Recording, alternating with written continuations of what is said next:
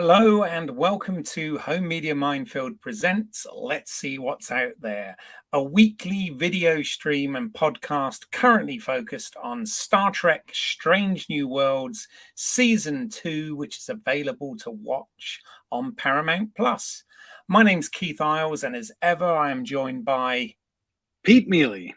And we are both film and TV enthusiasts. And in today's episode, we are going to have a spoiler-filled conversation around episode 8 of season 2, entitled Under the Cloak of War. So be warned, spoilers ahead on this one. So how you been, Pete? Doing well. How about you? Yeah, we've got so much Star Trek, can't keep up with it, Wash. which obviously is a real in Star Trek. A real first world problem for sure. So yes, I know as we're recording this one today, I believe yet another episode has dropped. So we always seem to be one behind at the moment, but never mind. We'll get there. If you're watching or listening to this for the first time, then welcome. Please, if this is your sort of thing, do consider giving us a like, hitting the subscribe button, bell icon, all of that usual stuff that, you know, YouTubers and podcasters and whatever want you to do. That would be great. We've only got a very small audience, and it would be great if we could reach more people. Also, please note that it's not just Star Trek that we cover on this channel. We cover all things film and television related, and that's down not only movies and TV shows, but also we talk about technology that's used out there. We physical media reviews, all sorts of things. So have a browse, check it out, and and any feedback's welcome. We do have a loose agenda for this show. Basically, we are going to spoil the episode, as I said right at the beginning. So we give you a little sort of synopsis of that.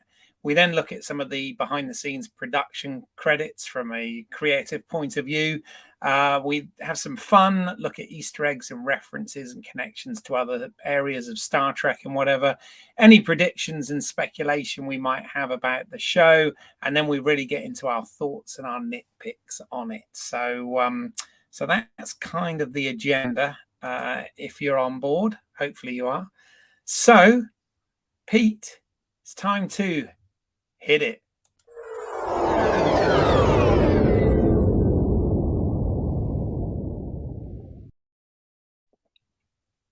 The Enterprise has been tasked with transporting a Federation ambassador, but not just any Federation ambassador. This is a Klingon who fought the Federation hard during the war, but ultimately turned on his own troops, killing them all, and then he defected to the Federation, earning the nickname the Butcher of Jagal. The Enterprise is trying to make him feel welcome, but the veterans from the Klingon War are not able to be warm and fuzzy. Ortegas, Chapel, and Mbenga are not able to release the memories of war easily. We flash back to Chapel's first day on Jakal, dealing with the realities of war and the toll of the meat grinder that is battle, made worse by the fact that the Federation doesn't have an organ replicator on hand. Mbenga teaches Chapel a trick to put people into transporter buffers to save them until the Federation is equipped to heal them. Back in the present, Pike is cooking a special dinner for the ambassador, and it goes about as well as you might expect. It ends with the ambassador asking Mbenga if he can train with him. And that goes about as well as you might expect. Ambassador Ra asks to be Mbenga's ally to progress the story of peace and redemption. But Mbenga fights hard and asks which of the ambassador's staff was the hardest to kill. Ra says he had to do it to save lives and stop the atrocities that they were committing in that war. Back in the flashback, Mbenga and Chapel are manually pumping a patient's heart to try to save him. Right about now, the whiplash and sudden tone shift from last week will hit you hard. And that's about when the Andorian shows up asking for Mbenga's special drugs that we saw in a previous episode. He also confirms that Mbenga has the most hand-to-hand kills of anyone, but Mbenga says he prefers saving lives. The Federation decides to make a big push in the war, So more meat goes in, including the soldier who is having his heart manually pumped. To try to get more wounded people out, they have to purge the backlog of people saved in the transporter buffer. Mbenga flips the switch without batting an eye. More and more bodies pile in, and amid the children, the Andorian, and the manual heart pump guy, Mbenga grabs a Klingon knife and stomps off into the night. Chapel gives him an attaboy, and Mbenga gives her the drugs he wouldn't give the Andorian, so she can fight her way out. Back on the Enterprise, Ambassador Ra visits Mbenga again to try to build the bridge. Mbenga wants none of it, saying he knows Ra gave the order to kill everyone, and he knows who fought the hardest, because he is the real Butcher of Jagal. Mbenga killed all of Ra's men while Ra ran away. A scuffle ensues, and Ra ends up with a knife in the heart. Chapel backs up Mbenga's story that Ra started the fight, and since the knife has the blood of Ra's leaders on it, everyone agrees it was the Butcher of Jagal's knife. So this will be cleared up soon. Pike comes to Mbenga to try to build another peace bridge, but he doesn't get a better reception, and that is where this episode ends. Indeed, indeed. Very tonally different. So Yeah. let's have a look and see who made it so.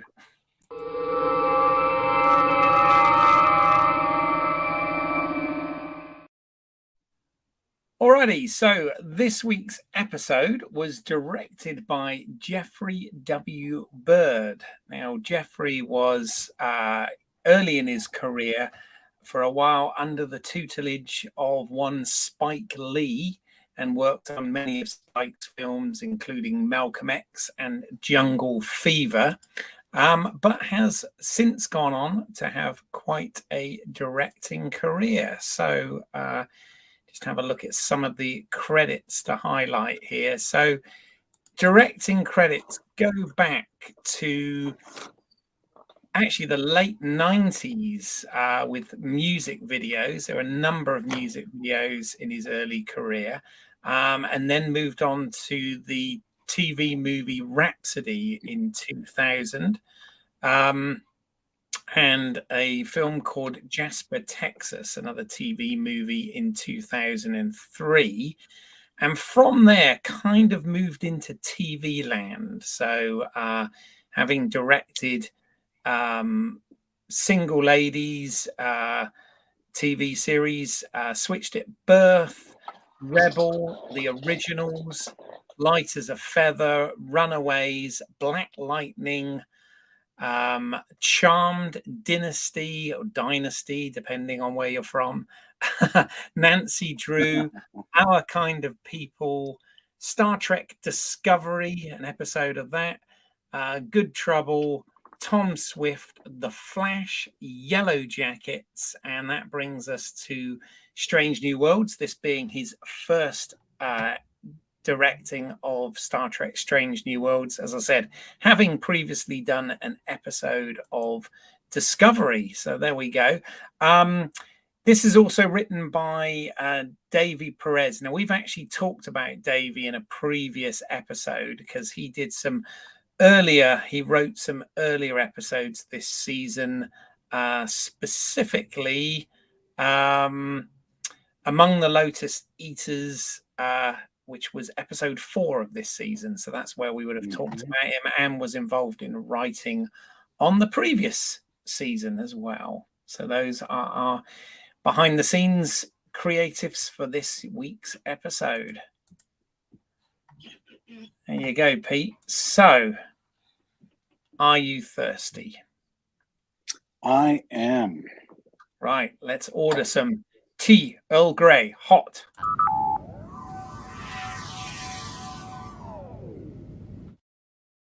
Cups at the ready then. So I've got 2 different ones. Here we go. Oh, there we go. So I've so any Easter eggs that sort of really stood out that you wanted to flag before we get to the slide? Yeah. So I guess you're saving him for Easter eggs, but I thought you were going to talk about a guest star in this episode. Are you saving him for Easter eggs? Yeah. But that's fine. This is Okay. Easter, Okay. so Great. The bosun's whistle gets a call out at one yes, point. We've seen that in a bunch. In the previously on section, we did get a Discovery era clip from the Klingon War, which I thought we was really did. cool. Yes. Especially since these Klingons don't really look like those Klingons. Um, we have Raktajino, right? Maybe, Oh, yes, I hadn't spotted that one. Well done. Yes. yeah. And I think this is the first time we've seen the inside of a sonic shower in live action. Yeah, I had a feeling they sort of, but then I realized it was actually a clothing replicator. But in Star Trek: The Motion Picture, when the probe Leah comes, they put her in something. But and I thought, oh, was that a sonic shower? But then no, it was the thing that produced the robes, wasn't it? So yeah, you're Yeah, right. I think it's been referred to a number of times, but I don't recall having seen ever that. seeing one. Mm. They did have one in some episodes of Lower Decks. Don't ask me how I know that. I haven't been rewatching all of them. No, I'm not admitting to that. And then I was like, well, we saw a shower in Enterprise, but that was a water shower, like a full. It was, yeah, because Yeah, obviously Enterprise being almost contemporary. yeah, yeah. So that's what I got. Great. Okay. Yeah. I mean, to be honest, that's most of what I spot. So the first picture I've got there is actually the one that I used for speculation at the last end of last Yeah, time, because to you know, Discovery, amongst many of its sort of weird creative story decisions, you know, decided to jump over the Klingon War. And you know, spend those episodes in the mirror universe. So we missed the Klingon War completely, apart from the beginning of it, you know, at the Battle of the Binary Stars. And I thought it would be really nice to see some of the Klingon War. And you know what?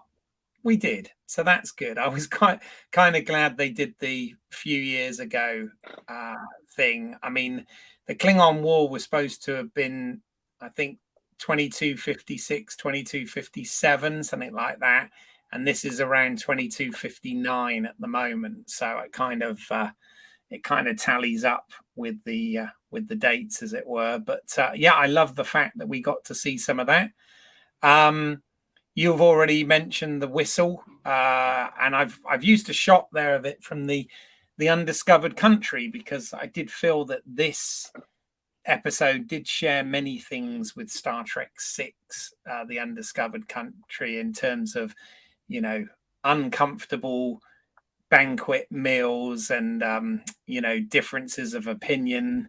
yeah, Between the Klingons and all of that sort of stuff. So I thought that kind of tallied quite nicely. Obviously, you've already alluded to, I guess, the fact that we've got Clint Howard guest starring in this. You know, part yeah, of the Howard family, the Howard dynasty, if you like, of actors and filmmakers.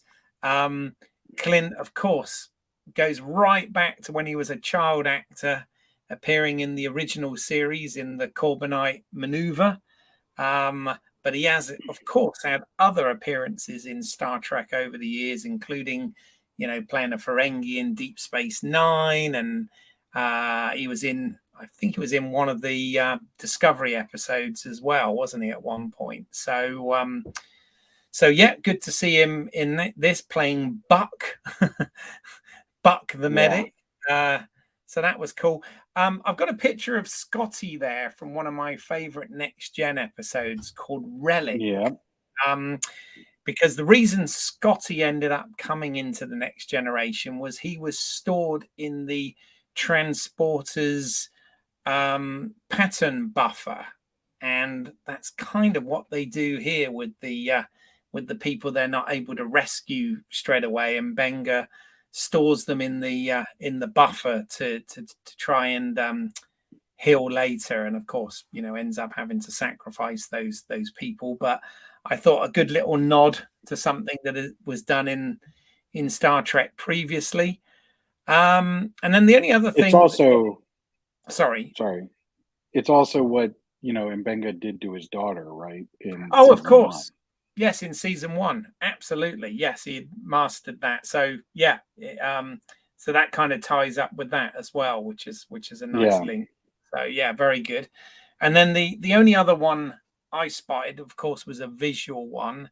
Is we get the famous Klingon dagger, which I think was originally established in Star Trek 3: The Search for Spock, and of course has been used ever since in movies and in Next Generation and all sorts of stuff. So we got to see that here, but no doubt there's other stuff that I didn't spot, but those were the ones that stood out to me, and I was able to grab some quick images from the internet of. Can we also just point out that I think the image you pulled last week was in the previously on bit?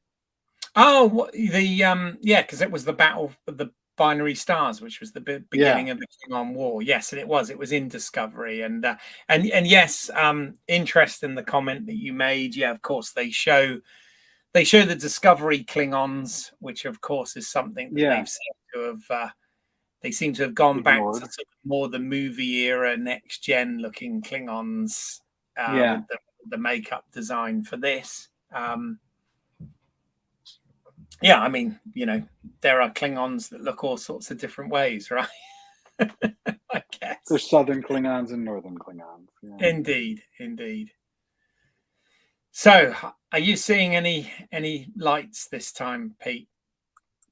Yeah, it might be PTSD, but I'm seeing some lights. How many? 4 lights.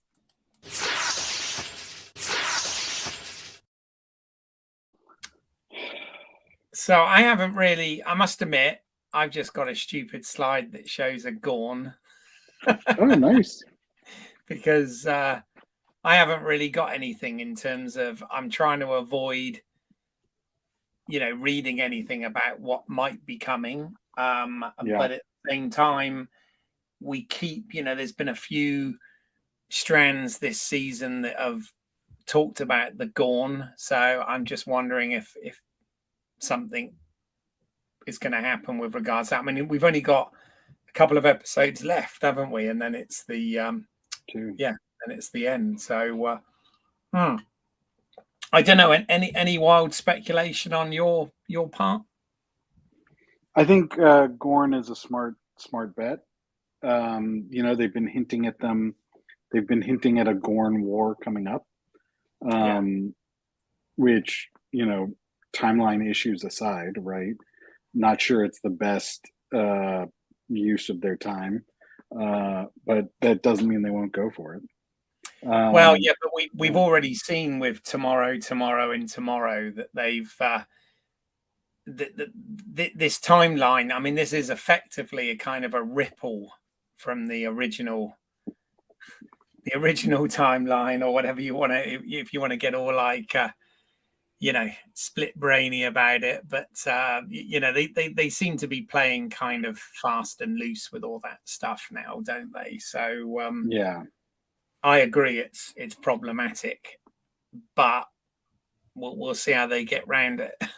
So but I do feel that episode, that tomorrow, which I know you really love, but I do feel like it was a little bit of a, oh, we can use this as a device now to do whatever we want kind of thing within reason. I'm sure we'll talk more about that as we go along. Yeah. Cool.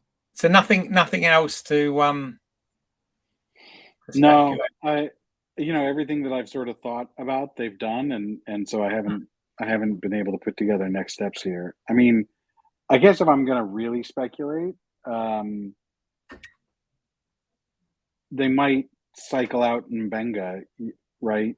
at the end to make way for McCoy. for McCoy. Yeah, or whatever that interim doctor was that was in When No Man Has Gone Before, which I totally Right. can't remember. But it was Neither can I. But yeah. Yeah. Well, we'll talk about that for sure. But yeah, no other. I mean, I'm my speculation last week was I thought they were going to cover the Klingon War, so they did kind of, And for they once, did. I kind of got something right. But you've been crushing it on your predictions. Yeah. All right. Well, let's draw a line then. The line must be drawn here.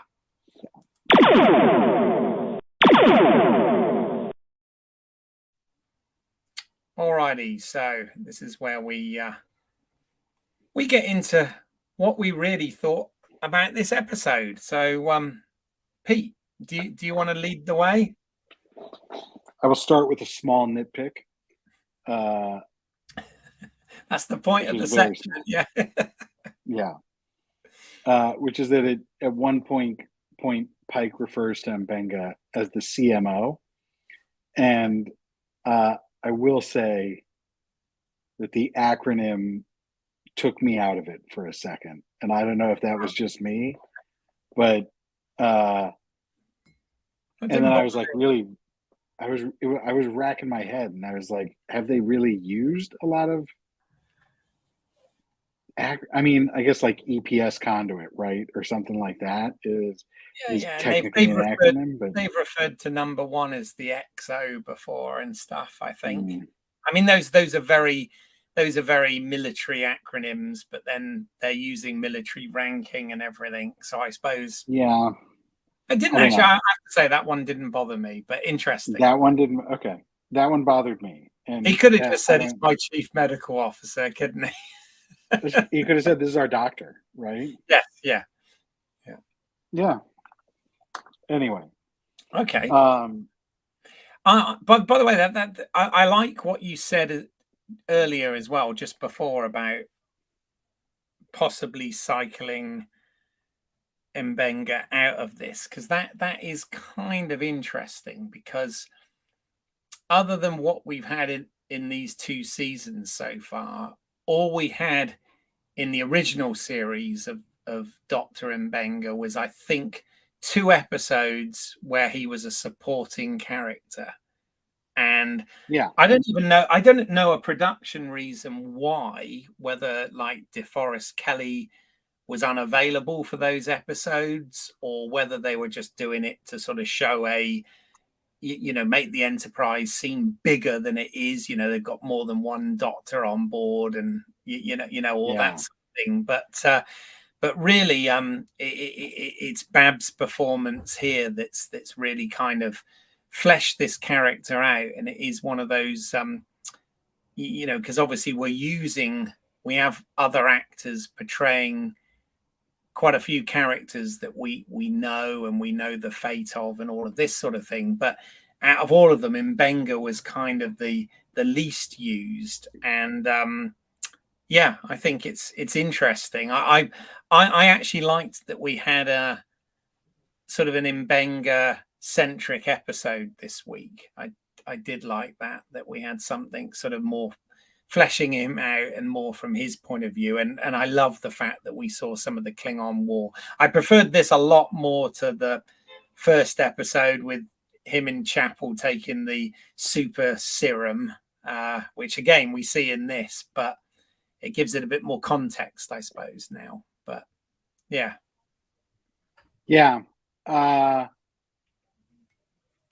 I just think like as Strange New Worlds progresses, right, they're going to have to bridge the gap on some of these secondary characters, right? So Chapel would stay, but Mbenga, I think, has to go at some point, right? And like, what's that point? What does it do? Obviously, number one, Una, Ortegas. At what point do we start seeing them swapped out? Oh, and Pelia, right? The engineer. I have to say, I didn't bless Carol Kane, but I didn't actually miss that character in this, because that character didn't show in this episode, right? Or did Nope. they? No, I don't think so. They weren't at the banquet, were they? She didn't really have lines if she did. Yeah, okay, but yeah, but I did like the fact that this episode was a little darker, a little bit more serious, and did deal with, because we said before, Chapo and Benga and Ortegas, all are out of the main characters, they're the few characters that actually did serve in the Klingon War, because obviously Pike was in the Mirror Universe with Discovery, and apparently I think they established that Una and the Enterprise was having a refit, or wasn't involved in the actual war, right? There was something in Discovery where that wasn't actually involved in the Klingon War. And of course, Spock, was he with the? I'm losing. No, he was with Yeah. with the Enterprise. Right. I think they mentioned in Discovery that the Enterprise was on a deep space mission.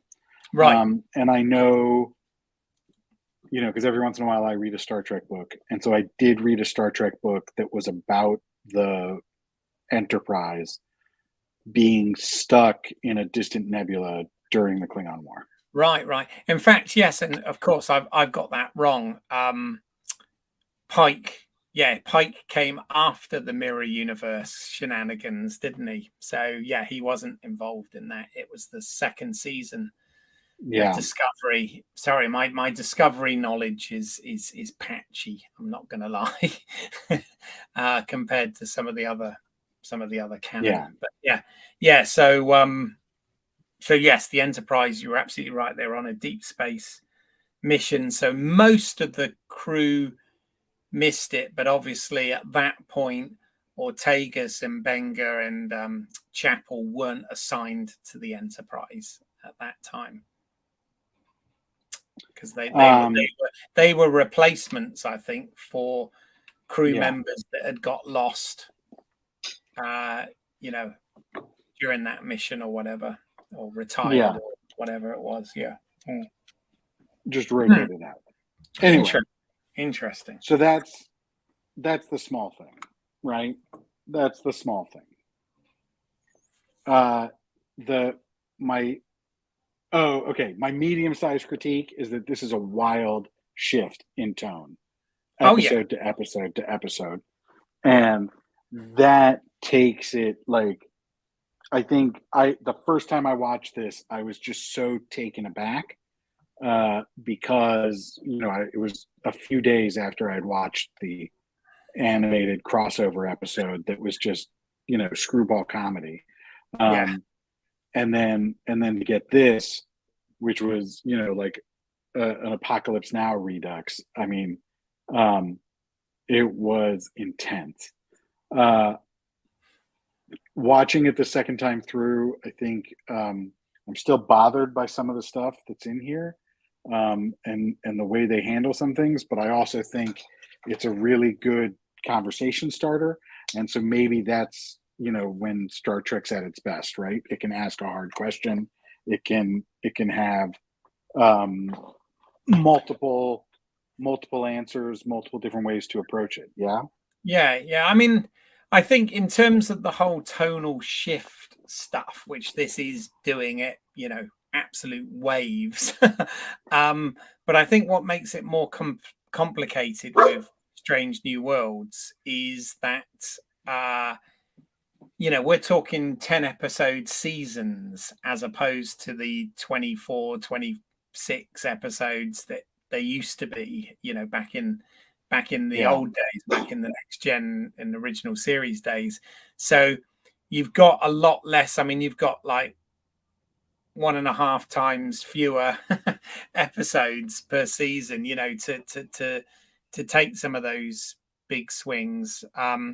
And obviously they're trying to serve the ensemble here so that everybody gets something to do, but we also get an episode where we're hearing that particular officer's log, and it's somewhat centric on a particular character each week. So I think that's a kind of a tricky thing to navigate in serialized, or it's not even serialized, sorry, episodic storytelling with some arc, some character arc throughout the season as well. So yeah.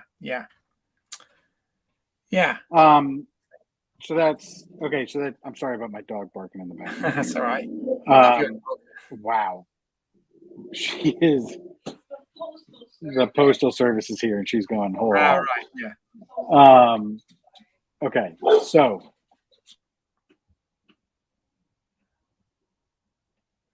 Right. While Pete's sorting that out, I'll just do some filler because we can't edit these. So yeah. I am so sorry. That's all right. She made a run to break out. That's cool. Okay. So what was I saying? So that was that's the like tonal shift thing, right? To get into the meat of my issues. Okay. I believe that I complained about this last season with Dr. Mbenga, where they have him behave somewhat unethically. They have him break rules. It ties into like the drug use in the first episode, where I'm like, that's an interesting choice that I don't think I really agree with. It's, I kept getting struck by how hard the Klingon ambassador was trying to bridge the gap and trying to make peace. It was a very different Klingon than what we've seen, I think, before. And I think, one of the things that doesn't sit super well with me, that makes me feel uncomfortable, is that part of what I'm reading is Mbenga's problem with the Klingon is that it was built on lies, right? The Klingon's reputation, the Klingon's position is built on lies. That actually what, Ra did was tell his troops to kill everyone and then run away when Mbenga showed up and was, giving him the retribution, right? Or whatever. And then he used that to, run to the Federation and change his tune. But then, and so like, I understand that Mbenga's like, no, this is built on lies. That's not a foundation, right? I don't want to put the story above the truth. And so he wouldn't go along with Ambassador Ra. And so that's sort of that's a position I can understand. But then 2 minutes later, it is turned around and Mbenga puts his story and the preservation of his story above the truth of what happened. And I know they sort of shot it with some ambiguity so that, we don't know exactly what happens with the knife, right? Because it's sort of shown in silhouette and from distances. But I think that the subtext is there, or even the text is there, that Mbenga is not 100% truthful about what's going on. And when Pike shows up and tries to say, like, hey, let's have an honest reckoning about this, Mbenga wants no part of it. And so I don't like that Mbenga was not willing to let other people put story above truth.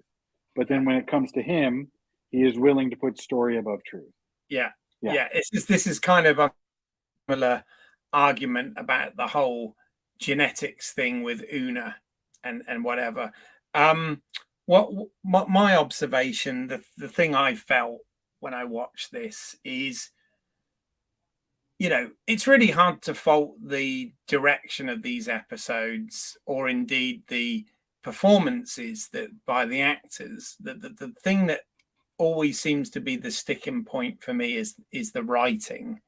And I'll be honest, I did not like the way that Pike was written in this episode, because I really love the character of Pike, but I thought he was just too fence city about the whole thing in this. I didn't think this script served him particularly well. It didn't make it. It made him look like a bit of a weak captain, which we know he's not. He didn't make strong choices. No, and that wasn't Anson Mount, and that wasn't the way it was directed.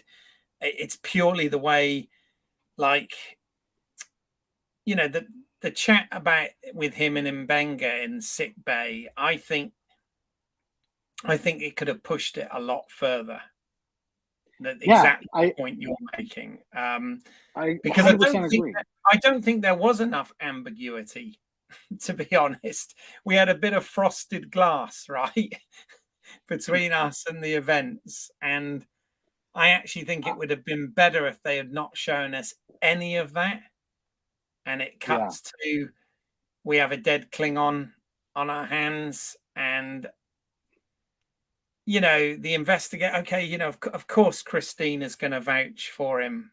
I don't know. I much as I loved the episode and I really enjoyed, I like this sort of tone of Star Trek. I like this. I love the fact that we got to see some of the Klingon War and all of that stuff. I wrestled with the, if you like, I think the ending wasn't ambiguous enough. Actually, I think it's pretty obvious. It's pretty clear that we're talking about a double standard, and that straight away says, well, that's not what Star Trek does, right? Is have a double standard. Yeah. So, yeah, I've only watched it the once. I haven't really sort of gone back and rewatched it. But that did. I mean, it's good because it left me thinking about it, and I sort of thought, oh, exactly. Sorry. Yeah, right. Exactly. I thought, oh, you know, is this? And I wasn't really sure how I felt at the end of it, and I know,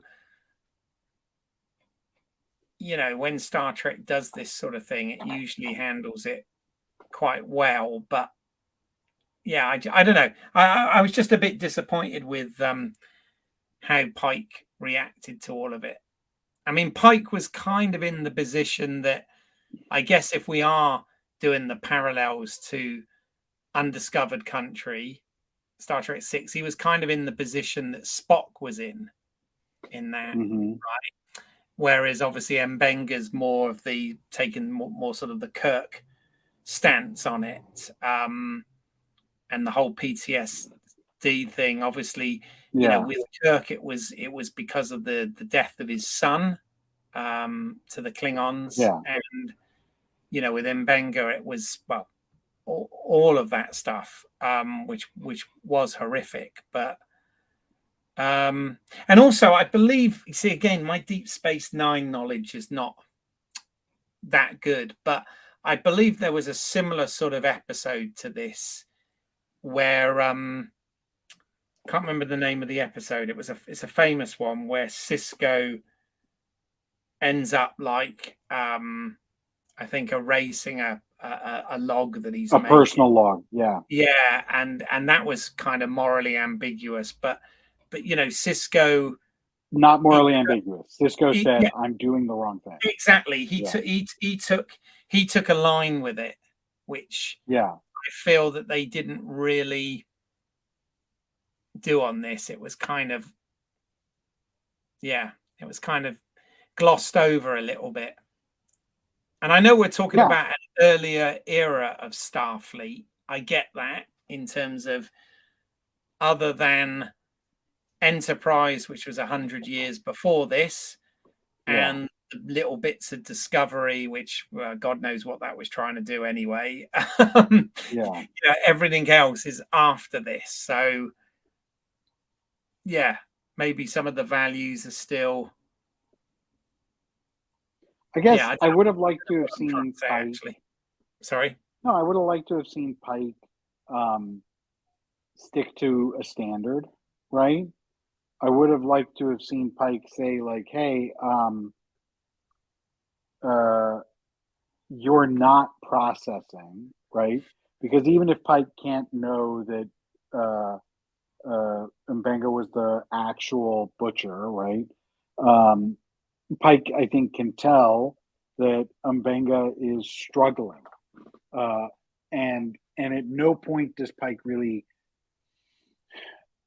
actively work to help. He just sort of pops in and says, "Hey, can I help? You sure I can't help? Okay, done. Bye." Right? Like Yeah, yeah, he doesn't own it. yeah. Um, I've got an appointment in the kitchen. See you later. yeah. See you later. Yeah. And like, yeah. So it was disappointing uh, on that front. I really wished we got more, but at the same time, like um, I can't deny that like there was a lot to think about here, right? And the peace conversation that the ambassador keeps bringing up, and like trying to build the bridges to heal. Um, I was like, that's really really interesting to me. But again, like instead of really engaging with it, we just get these sort of simple like it's built on lies. You know, you didn't actually make a firm decision to betray your soldiers. You Mhm, just took advantage of something else that was going on to improve your own position. And the sort of the idea of building reputations on lies, mhm, I thought was really interesting. mhm, And it is something that I think is ripe for Star Trek to dig into and mhm, talk through. Because again, as part of science fiction, that's a real life today issue that we could explore and process, through the guise of science fiction. But I also felt like this episode just didn't process it, right? Just mhm, saying the thing isn't processing. Maybe it comes down to similar to the difference between good fan service and bad fan service, right? mhm. Like just saying the word doesn't do anything. Yeah, You actually have to build it in and engage it, yeah. right? So like part of me was expecting Buck to instead of say I had to trade a case of Romulan ale, I was expecting him to say I had to trade a case of Tranya to get you here, right? Yeah. Just because but that would have been bad fan service, right? The only thing I will say, giving it sort of the benefit of the doubt here, is even though these shows are not serialized, they have done a couple of times now where things that have been set up come back. And it was kind of done in the first episode of this season, actually, with this stuff. It was kind of foreshadowed a little bit. And I just wonder whether we have really seen the end of this story, or whether there's more that's going. I mean, obviously, there was the very unsubtle um, uh, um, what's the word I'm trying to say? Reference with the bio bed, that that that wasn't quite fixed, Yeah. kind of thing at the end there. And I just wonder whether this maybe they are setting something up that is going to come back up, and may even lead into some of your speculation about the temporary departure of Dr. Mbenga, because obviously we know he is back for Kirk's 5-year mission at some point, right? At But some point, yeah. unless this timeline's different, obviously. But yeah, I just don't know whether or not you know he, bearing in mind we've only got 2 episodes for this season, so whether or not it's something that might even spill into next season. Have you heard it? Is this renewed for season 3 or? Oh, I'm making a massive assumption that it is, but That's a good question. I don't know. I haven't read anything, I think. No, you see, I'm trying to avoid.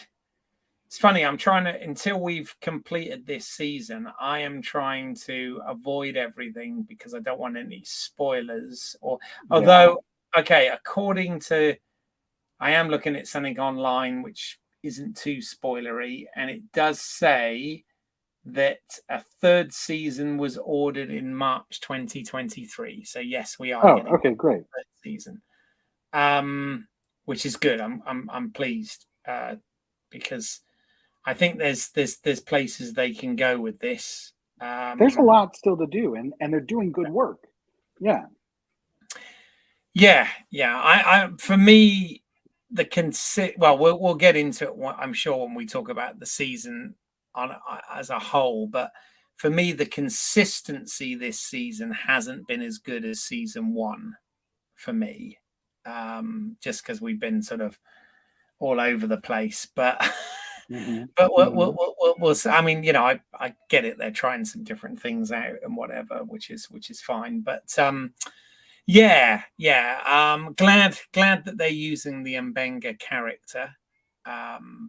But I still feel like we've got some stuff to unpick there. I will say, from a production point of view, I thought really good use of the AR wall technology to put us in the middle of the, you know, the battles in the Klingon War. You know, with the set extensions, etc. I thought all of that. I thought this looked great. You know, I was like, wow, this is really good, and it was great that that we got some action again for Jess Bush as well as Christine Chappell. You know, some more fleshing out there as well. So she did a lot. She did a lot this episode. I just I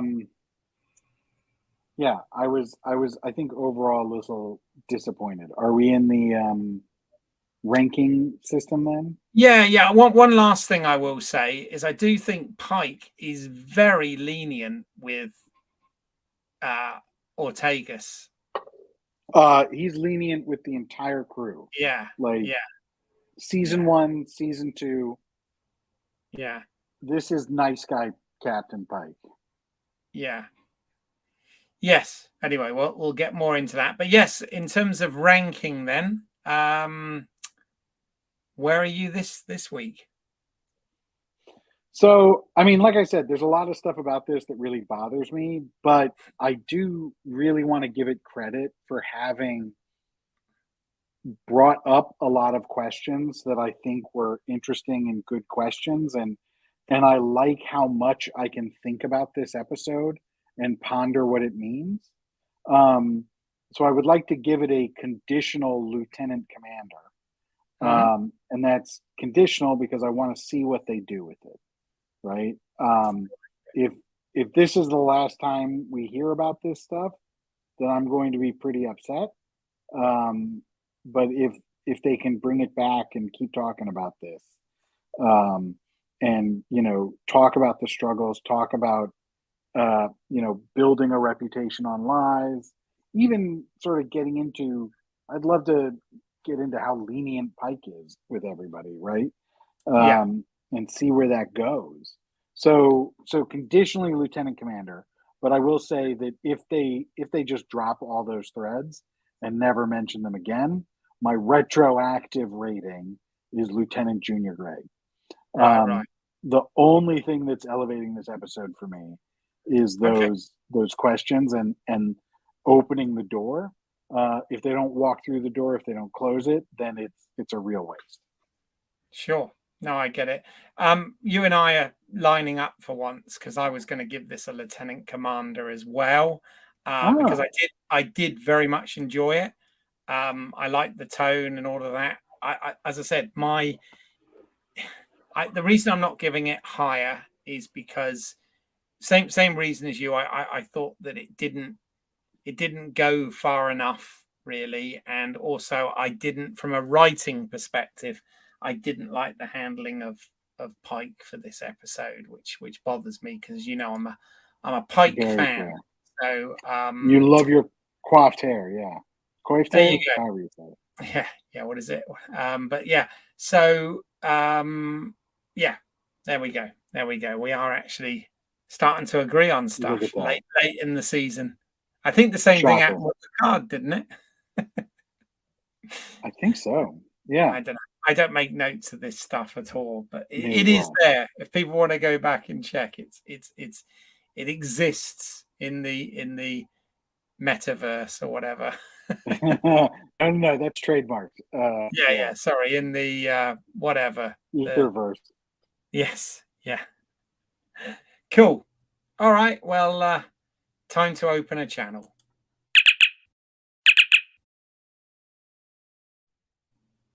If you're watching this on YouTube, please do check out the podcast version.